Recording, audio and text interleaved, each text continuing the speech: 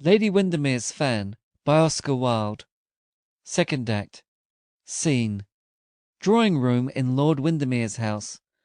Door right up, opening into ballroom, where band is playing. Door left, through which guests are entering. Door left up, opens onto illuminated terrace. Palms, flowers, and brilliant lights. Room crowded with guests. Lady Windermere is receiving them. So strange Lord Windermere isn't here. Mr. Hopper is very late, too. You have kept those 5 dances for him, Agatha? Comes down. Yes, Mamma. Sitting on sofa. Just let me see your card. I'm so glad Lady Windermere has revived cards. They're a mother's only safeguard. You dear simple little thing. Scratches out 2 names. No nice girl should ever waltz with such particularly younger sons. It looks so fast. The last 2 dances you might pass on the terrace with Mr. Hopper. Enter Mr. Dumby and Lady Plymdale from the ballroom. Yes, Mamma. Fanning herself. The air is so pleasant there. Mrs. Cowper Cowper, Lady Stutfield, Sir James Royston, Mr. Guy Berkeley. These people enter as announced. Good evening, Lady Stutfield. I suppose this will be the last ball of the season. I suppose so, Mr. Dumby. It's been a delightful season, hasn't it? Quite delightful. Oh, good evening, Duchess. I suppose this will be the last ball of the season. I suppose so, Mr. Dumby. It's been a very dull season, hasn't it? Oh, dreadfully dull, dreadfully dull. Good evening, Mr. Dumby. I suppose this will be the last ball of the season? Oh, I think not. There'll probably be 2 more. Wanders back to Lady Plymdale. Mr. Rufford, Lady Jedburgh and Miss Graham, Mr. Hopper. These people enter as announced. How do you do, Lady Windermere? How do you do, Duchess? Bows to Lady Agatha. Dear Mr. Hopper, how nice of you to come so early. We all know how you are run after in London. Capital place, London. They're not nearly so exclusive in London as they are in Sydney. Ah, we know your value, Mr. Hopper. We wish there were more like you. It would make life so much easier. Do you know, Mr. Hopper, dear Agatha and I are so much interested in Australia. It must be so pretty with all the dear little kangaroos flying about. Agatha has found it on the map. What a curious shape it is, just like a large packing case. However, it is a very young country, isn't it? Wasn't it made at the same time as the others, Duchess? How clever you are, Mr. Hopper. You have a cleverness quite of your own. Now, I mustn't keep you. But I should like to have a dance with Lady Agatha, Duchess. Well, I hope she has a dance left. Have you a dance left, Agatha? Yes, Mamma. The next one? Yes, Mamma. May I have the pleasure? Lady Agatha bows. Mind you take great care of my little chatterbox, Mr. Hopper. Lady Agatha and Mr. Hopper pass into ballroom. Enter Lord Windermere. Margaret, I want to speak with you. In a moment. The music drops. Lord Augustus Lorton. Enter Lord Augustus. Good evening, Lady Windermere. Sir James, will you take me into the ballroom? Augustus has been dining with us tonight. I really have had quite enough of dear Augustus for the moment. Sir James Royston gives the Duchess his arm and escorts her into the ballroom. Mr. and Mrs. Arthur Bowden, Lord and Lady Paisley, Lord Darlington. These people enter as announced. Coming up to Lord Windermere. Want to speak to you particularly, dear boy. I'm worn to a shadow. No, I don't look it. None of us men do look what we really are. Damned good thing, too. What I want to know is this. Who is she? Where does she come from? Why hasn't she got any damned relations? Damned nuisance relations. But they make one so damned respectable. You are talking of Mrs. Erlynne, I suppose. I only met her 6 months ago. Till then I never knew of her existence. You have seen a good deal of her since then? Coldly. Yes, I've seen a good deal of her since then. I have only just seen her. Egad, the women are very down on her. I have been dining with Arabella this evening. By Jove, you should have heard what she said about Mrs. Erlyn. She didn't leave a rag on her. Aside. Berwick and I told her that didn't matter much, as the lady in question must have an extremely fine figure. You should have seen Arabella's expression. But look here, dear boy, I don't know what to do about Mrs. Erlyn. Egad, I might be married to her. She treats me with such demmed indifference. She's deuced clever, too. She explains everything. Egad, she explains you. She has got any amount of explanations for you, and all of them different. No explanations are necessary about my friendship with Mrs. Erlyn. Ahem. Well, look here, dear old fellow. Do you think she will ever get into this damned thing called society? Would you introduce her to your wife? No use beating about the confounded bush. Would you do that? Mrs. Erlyn is coming here tonight. Your wife has sent her a card. Mrs. Erlyn has received a card. Then she's all right, dear boy. But why didn't you tell me this before? It would have saved me a heap of worry and down to misunderstandings.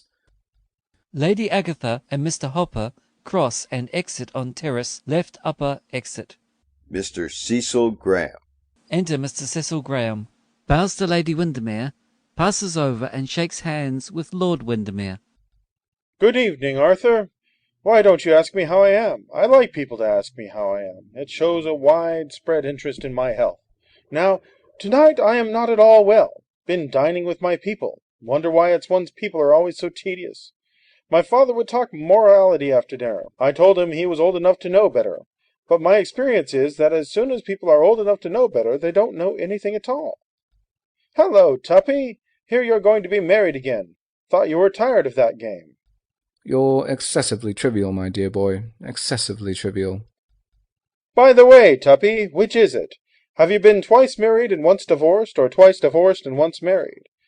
I say you've been twice divorced and once married. It seems so much more probable. I have a very bad memory. I really don't remember which. Moves away, right.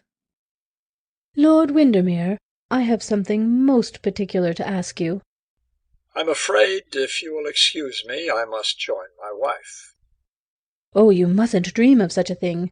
It's most dangerous nowadays for a husband to pay any attention to his wife in public. It always makes people think that he beats her when they're alone. The world has grown so suspicious of anything that looks like a happy married life. But I'll tell you what it is at supper. Moves towards door of ballroom. Centre. Margaret, I must speak to you. Will you hold my fan for me, Lord Darlington? Thanks. Comes down to him. Crossing to her. Margaret, what you said before dinner was of course impossible.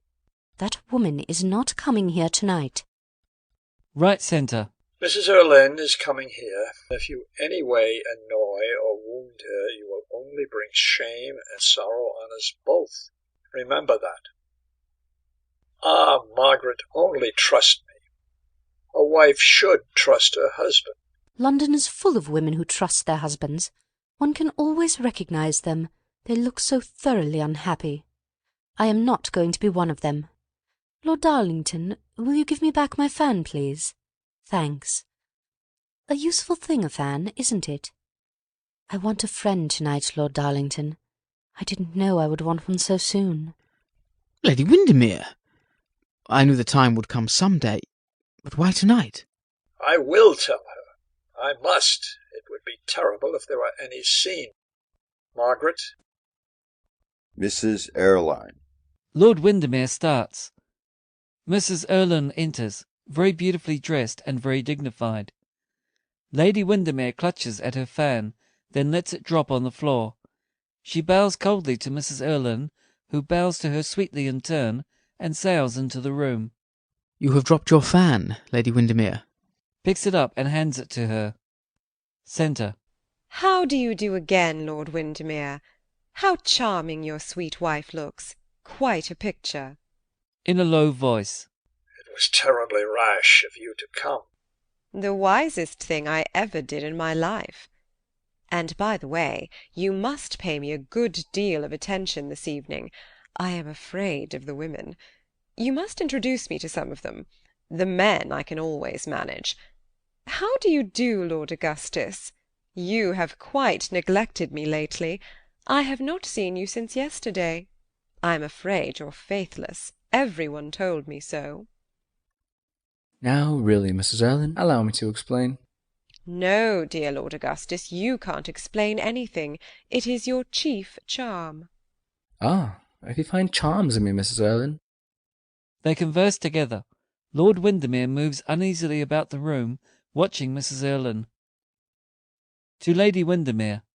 How pale you are! Cowards are always pale. You look faint.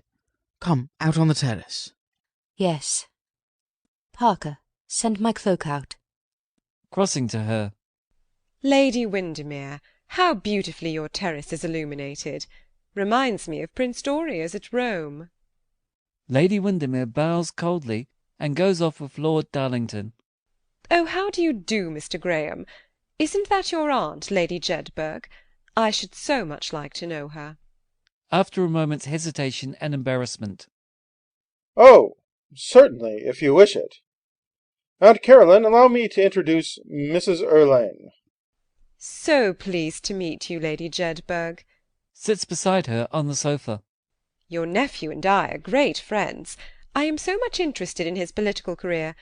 I think he's sure to be a wonderful success. He thinks like a Tory and talks like a Radical, and that's so important nowadays. He's such a brilliant talker, too. But we all know from whom he inherits that. Lord Allendale was saying to me only yesterday, in the park, that Mr. Graham talks almost as well as his aunt. Most kind of you to say these charming things to me. Mrs. Erlynne smiles and continues conversation. To Cecil Graham. Did you introduce Mrs. Erlynne to Lady Jedburgh? Had to, my dear fellow. Couldn't help it. That woman can make one do anything she wants. How, I don't know. Hope to goodness she won't speak to me. Saunters towards Lady Plymdale. To Lady Jedburgh. On Thursday? With great pleasure. Rises and speaks to Lord Windermere, laughing. What a bore it is to have to be civil to these old dowagers, but they always insist on it. To Mr. Dumby. Who is that well-dressed woman talking to Windermere? Haven't got the slightest idea. Looks like an edition deluxe of a wicked French novel, meant specially for the English market. So that is poor Dumby with Lady Plymdale. I hear she is frightfully jealous of him. He doesn't seem anxious to speak to me to-night. I suppose he is afraid of her. Those straw-coloured women have dreadful tempers.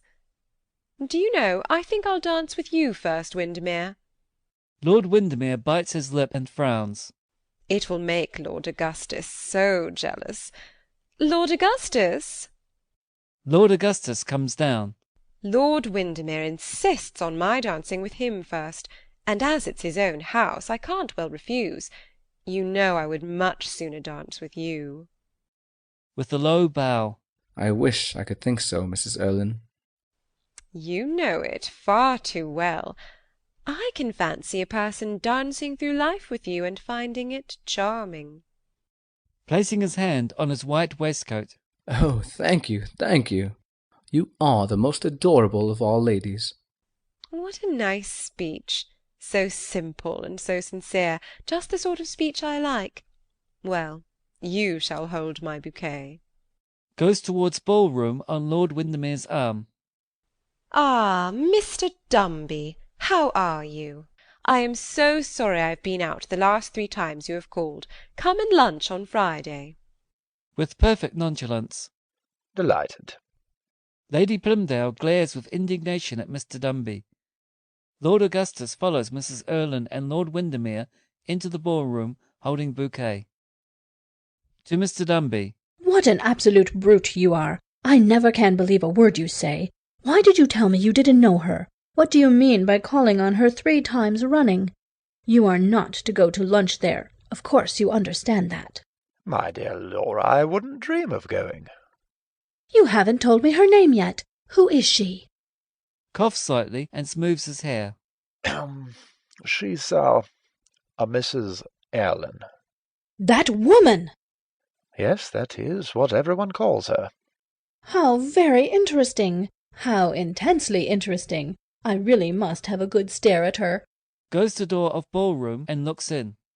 I have heard the most shocking things about her. They say she is ruining poor Windermere, and Lady Windermere, who goes in for being so proper, invites her. How extremely amusing! It takes a thoroughly good woman to do a thoroughly stupid thing. You are to lunch there on Friday. Why? Because I want you to take my husband with you. He has been so attentive lately that he has become a perfect nuisance. Now this woman is just the thing for him. He'll dance attendance upon her as long as she lets him, and won't bother me. I assure you, women of that kind are most useful. They form the basis of other people's marriages. What a mystery you are. Looking at him. I wish you were. Well, I am to myself.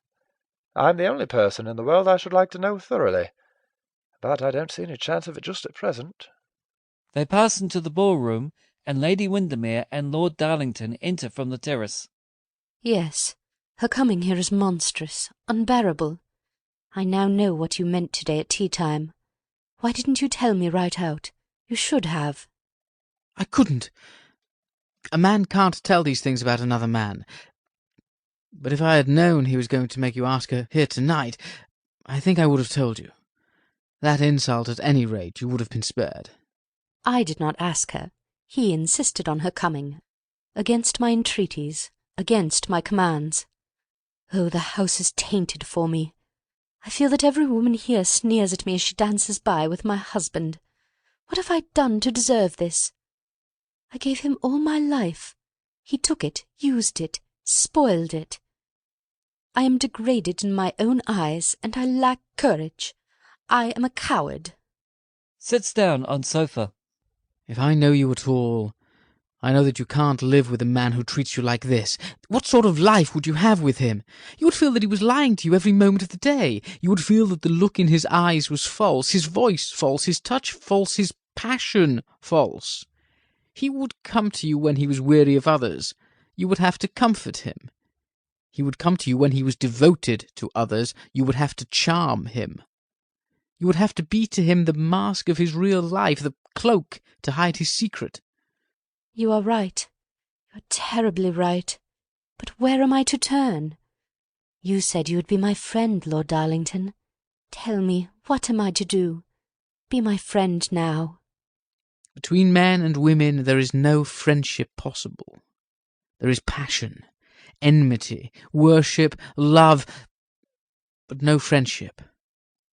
I love you. No, no. Rises. Yes, I love you. You are more to me than anything in the whole world. What does your husband give you? Nothing. Whatever is in him he gives to this wretched woman whom he has thrust into your society, into your home, to shame you before everyone. I offer you my life. Lord Darlington. My life. My whole life. Take it and do with it what you will. I love you. Love you as I have never loved any living thing. From the moment I met you, I loved you. Loved you blindly, adoringly, madly. You did not know it then. You know it now. Leave this house tonight. I won't tell you that the world matters nothing, or the world's voice, or the voice of society. They matter a great deal. They matter far too much. But there are moments when one has to choose between living one's own life fully, entirely, completely, or dragging out some false, shallow, degrading existence that the world in its hypocrisy demands. You have that moment now. Choose. Oh, my love, choose. Moving slowly away from him and looking at him with startled eyes. I have not the courage. Following her. Yes, you have the courage. There may be 6 months of pain, of disgrace even, but when you no longer bear his name, when you bear mine, all will be well. Margaret, my love, my wife that shall be some day. Yes, my wife! You know it! What are you now? This woman has the place that belongs by right to you. Oh, go out of this house with head erect, with a smile upon your lips, with courage in your eyes. All London will know why you did it, and who will blame you? No one. If they do, what matter? Wrong? What is wrong? It's wrong for a man to abandon his wife for a shameless woman. It is wrong for a wife to remain with a man who so dishonours her. You said once you would make no compromise with things. Make none now. Be brave. Be yourself. I'm afraid of being myself. Let me think. Let me wait. My husband may return to me. Sits down on sofa. And you would take him back? You are not what I thought you were. You are just the same as every other woman. You would stand anything rather than face the censure of a world whose praise you would despise. In a week you will be driving with this woman in the park. She will be your constant guest, your dearest friend. You would endure anything rather than break with one blow this monstrous tie. You are right. You have no courage. None. Give me time to think. I cannot answer you now. Passes her hand nervously over her brow. It must be now or not at all. Rising from the sofa. Then not at all. You break my heart. Mine is already broken. Tomorrow I leave England. This is the last time I shall ever look on you. You will never see me again. For one moment our lives met, our souls touched. They must never meet or touch again. Goodbye, Margaret. Exit. How alone I am in life. How terribly alone. The music stops. Enter the Duchess of Berwick and Lord Paisley laughing and talking. Other guests come on from ballroom. Dear Margaret, I've just been having such a delightful chat with Mrs. Erlynne. I am so sorry for what I said to you this afternoon about her. Of course she must be all right if you invite her. A most attractive woman, and has such sensible views on life. Told me she entirely disapproved of people marrying more than once, so I feel quite safe about poor Augustus. Can't imagine why people speak against her. It's those horrid nieces of mine, the Saville girls. They're always talking scandal. Still, I should go to Homburg, dear, I really should. She is just a little too attractive. But where is Agatha? Oh, there she is. Lady Agatha and Mr. Hopper enter from terrace left upper entrance. Mr. Hopper, I am very, very angry with you. You have taken Agatha out on the terrace, and she is so delicate. Awfully sorry, Duchess. We went out for a moment and then got chatting together. Ah, about dear Australia, I suppose. Yes. Agatha, darling. Beckons her over. Yes, Mamma? Aside. Did Mr. Hopper definitely? Yes, Mamma. And what answer did you give him, dear child? Yes, Mamma. My dear one, you always say the right thing. Mr. Hopper, James. Agatha has told me everything. How cleverly you have both kept your secret. You don't mind my taking Agatha off to Australia then, Duchess? To Australia?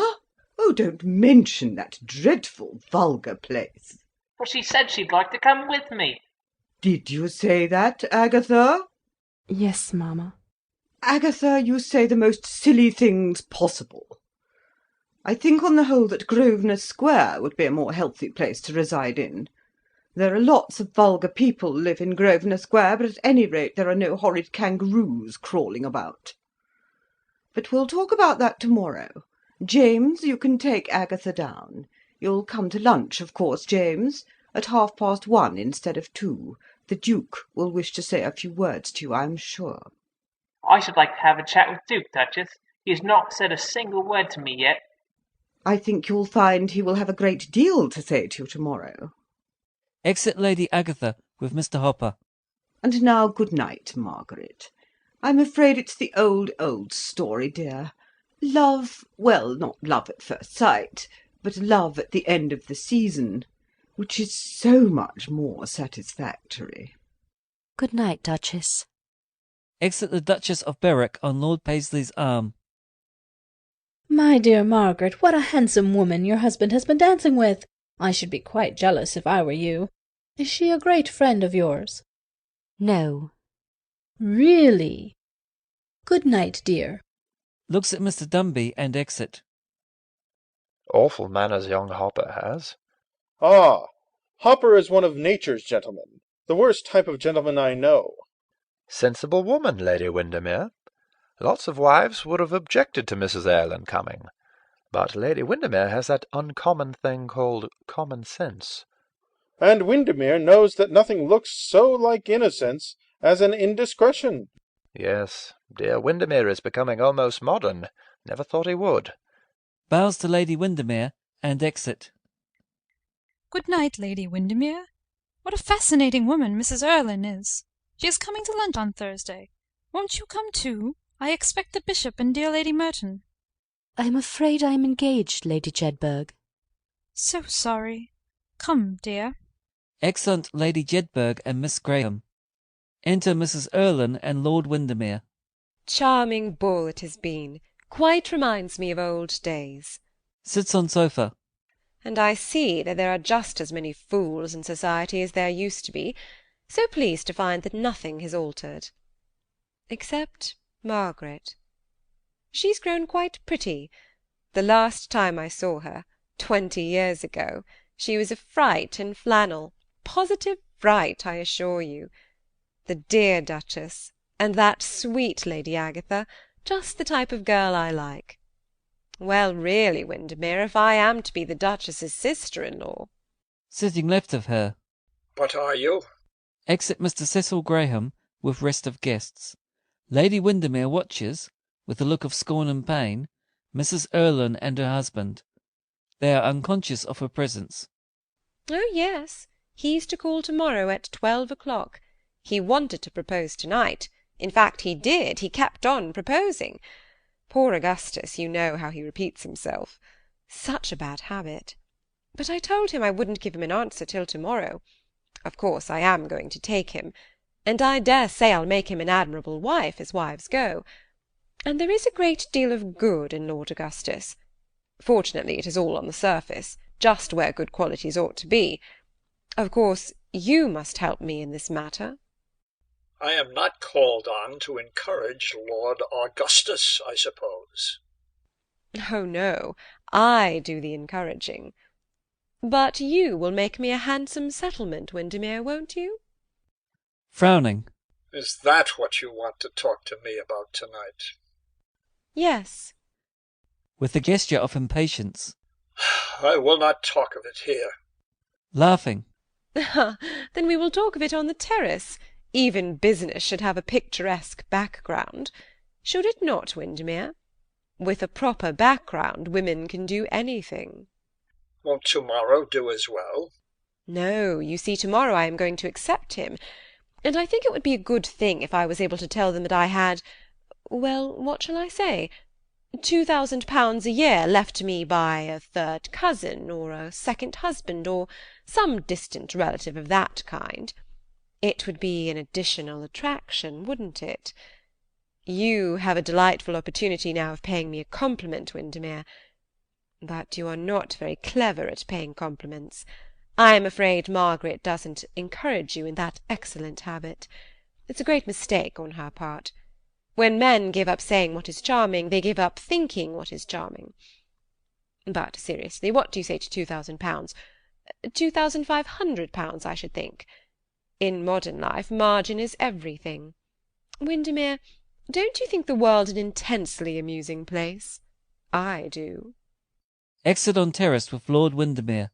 Music strikes up in ballroom. To stay in this house any longer is impossible. Tonight, a man who loves me offered me his whole life. I refused it. It was foolish of me. I will offer him mine now. I will give him mine.